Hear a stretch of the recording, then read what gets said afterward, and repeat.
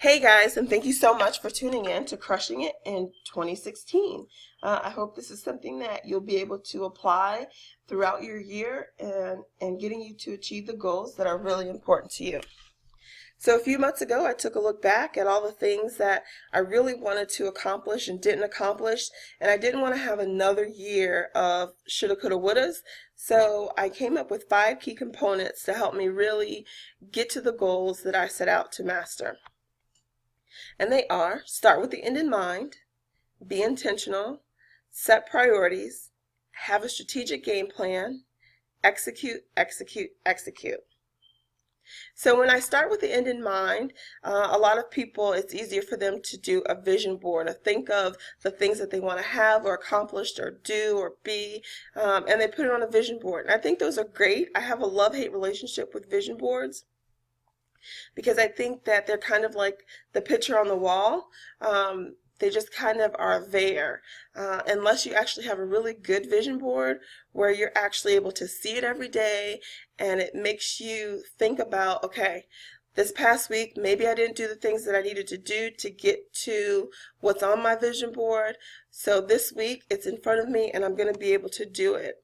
A couple of tips with the vision board. Make sure it's not blank, but also make sure it's not too cluttered.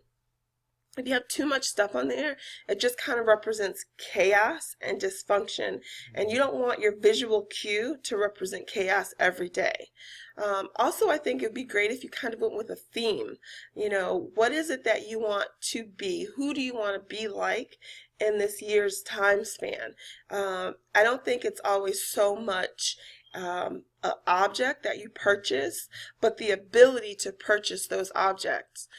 So for me, for some reason in my themes, I always had really beautiful kitchens, and all the pictures of the kitchens were really clean and organized and displayed, you know, everything very well. And it wasn't so much the kitchen in the picture that I wanted as much as it was, I want my kitchen to be clean, right? So you have to think about the things that you put up on your board and why they're on your board in the first place. Next is be intentional. This is your business. It's not a hobby, and it's not a volunteer mission. A lot of people say, my family doesn't take me seriously. They don't take my business seriously. Well, you have to take it seriously first. So if you are just spending a bunch of money and buying a bunch of stuff, you have a hobby. And there's nothing wrong with having a business as a hobby. But a business is to make a profit. So if you're never making a profit, then you have a hobby.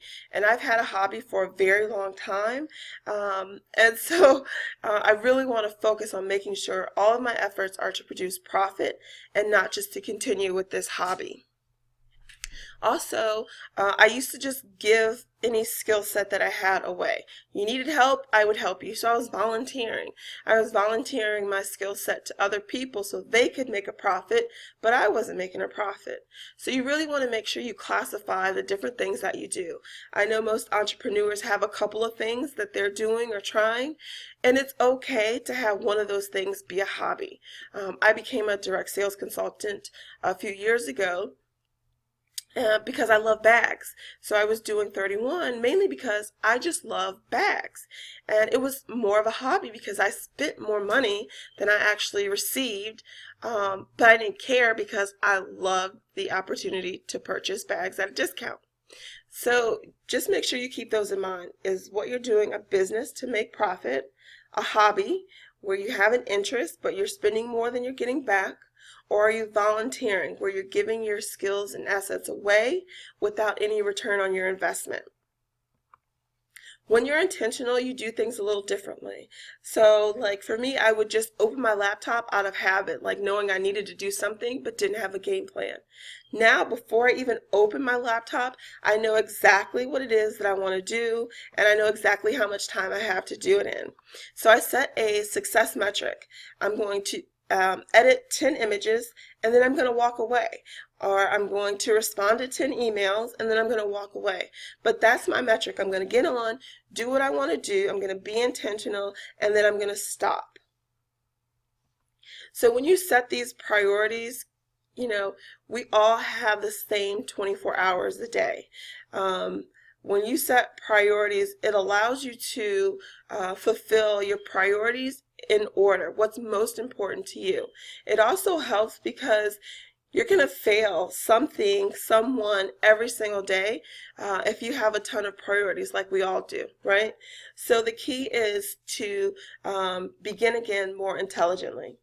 If yesterday I spent an hour and a half on something that should have taken me 30 minutes, well, today, if I still need to do that task, I want to be more intelligent about how I'm accomplishing that task, right? So it's okay to fail, because that's really how you truly learn, is through failure and not through success. The other thing is, don't overcompensate out of guilt. If you are working your butt off and every couple of months you need a weekend to yourself, there's nothing wrong with that. Take that weekend to yourself. But more importantly, don't feel guilty that you're taking that weekend to yourself. I think a lot of times we overcompensate out of guilt, but that's because our priorities are not in order. So it's not about time management, it's about priorities and productivity. Okay? So create a strategic game plan. I love this quote. It's actually by Mike Tyson, and it says, everybody has a plan till they get punched in the face. And this is so true. In business, you're going to get punched a lot, and you have to learn not to take things personally. You have to learn to kind of keep moving and recover faster. In fact, those are kind of the three things that I say to myself when I get punched in my business face, is that I can't take it personally. So if I have a service that someone doesn't want, not to take it personally. It's just not for them. But I'm still going to be the best version of myself, because it might not be for them, but it might be for somebody else that they know. And if I act a fool because they don't want it, then they're not going to refer me, or they're not going to say, hey, I met so-and-so and she does XYZ. I'm not into it, but I know you might. Here's her name and number, right? So keep moving. A lot of times I would get punched in the face and then I would stay down. I'm like, okay, I suck. I'm never going to get better at this. And I wouldn't push forward. So, you definitely want to keep moving, and you want to recover faster. I know for me, all my businesses are my babies. They're really important to me. I put a lot of blood, sweat, and tears into making them happen. And so when someone kind of knocks me down, not just to keep moving, but to recover faster and take those opportunities to be better. So if somebody doesn't like something or says no, my immediate next question is, can I ask you why? Because I want to become better, so I have more yeses. And it might be something as simple as, well, I said no because the price point is too high. Well, if you think your price point is not too high, and everybody that's saying no to you says your price point is too high, guess what, boo? Your price point is too high. So keep those in mind. Everybody has a plan till they get punched in the face, but you want to not take it personal, keep moving, and recover faster. When you have your strategic game plan, you kind of build from your yearly goals to quarterly and monthly success metrics, to what you need to get done in a week, to the tasks that you do every day.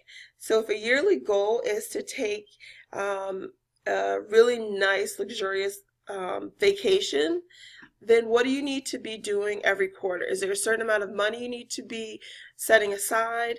Monthly, do you need to reach certain sales? Weekly, what are you going to be doing to reach those monthly success metrics of sales? And then daily, what 15-minute task, 30-minute task can I do every day so that I reach my weekly checklist, my monthly and quarterly success metrics, so at the end I get my yearly goal. Also, if you break it down this way, it's kind of like the yearly goal is the elephant and the daily task is one bite at a time. For yearly goals, especially for your business, I wouldn't set any more than 5. And I would always tie it to the emotion. So it may not be necessarily the new car that you want, but the security in knowing that your car is not going to break down, you're not going to have issues, you can afford a car payment, things like that. So be stubborn about your goals, but flexible about your methods. I often think of like social media. I have a lot of people like, I just don't like Twitter, or I just can't get into Instagram. There's nothing wrong with that. What's wrong is trying to put time and energy into something that isn't a method for you. If you love Facebook, do Facebook. There's nothing wrong with that. If you love Pinterest, do Pinterest. But your goal is going to be the same, but your method to get to your goal is whatever you set it out to be. So when you're creating your strategic game plan, you want to make sure you have a schedule and kind of stick to it. And I don't mean Monday work from 7 to 9. What I mean is I'm going to work 10 hours every week. And I'm going to look at the things that I have to participate in. And I'm going to fit in my business into my week. Not I'll do it whenever I can get to it. You know, I often say, do you have business hours? Do you have a start and stop time where people know now is not the time to bother me because I'm doing business? That's another way for people in your family or friends to take you seriously. So consistency is always the key, and consistency is related to success. And if you take your yearly goal, that elephant, it's really hard to kind of swallow the whole elephant. But if you just consistently do small things every single day, eventually you will have eaten that elephant. Okay, so it's better to do a small thing consistently every day than this huge, massive thing that's implemented wrong, launched wrong, debuted wrong, shared wrong, right? So nothing wrong in doing those things small. So execute, execute, execute. This one was the hardest component for me because I would get punched in the face and then I just drop everything, right? And execute really means to not just start, but to finish. If I'm going to start a certain type of blog, I want to commit myself for a year. I want to do the things that I can do for a whole year to get certain things accomplished. Start and finish. Show up. I have a group that I belong to where it's kind of about encouraging other like-minded business owners, and she's kind of planned posts and themes. So Tuesdays are Tech Tuesdays, but she's never on the group. Like, she never posts on the group. The only thing that's there are her planned images of Tech Tuesday. So show up, be present. Again, we talked about being consistent. It's better to do 15 minutes every single day than try and fit it all in once a week in 8 hours, because you're not going to be able to cram everything in, right? Fail forward. Every time you fail or don't meet a certain metric or things don't turn out the way you want it to be, you immediately have to stop and say, what can I learn from this so that the next time I do it, it's not so bad. And don't take it personally. This one was hard for me because, your business is like a baby. But there's a saying or a story, if the waitress asks if the customer wants coffee and the customer says no, the waitress doesn't go crying to the back. They don't want coffee. I quit. That's it. It's done. She says, okay, no problem. It's not, that coffee has nothing to do with her. Even if she makes the absolute best coffee in the world, that client or that customer just doesn't want coffee. And there's nothing wrong with that. Don't take it personally, right? So hold your vision in your mind's eye and take at least one action towards it every day. For me, I'm on this weight loss journey right now, and my goal every day is to do one thing that helps me get to the vision of the weight that I want to be at. So it might not be weight for you. It might be finances for you. It might be, expanding your business. But every single day, there's no rest days. Every single day, do one thing that's going to help you get to your goal. All right, so that's it for me. I hope these help you crush it in 2016 or years to come. Thank you for tuning in and watching. I have other videos like this and helpful tips at Winos Workshop. Winos is kind of an acronym for Women in Need of Strategy, and I always say girls need STEM and women need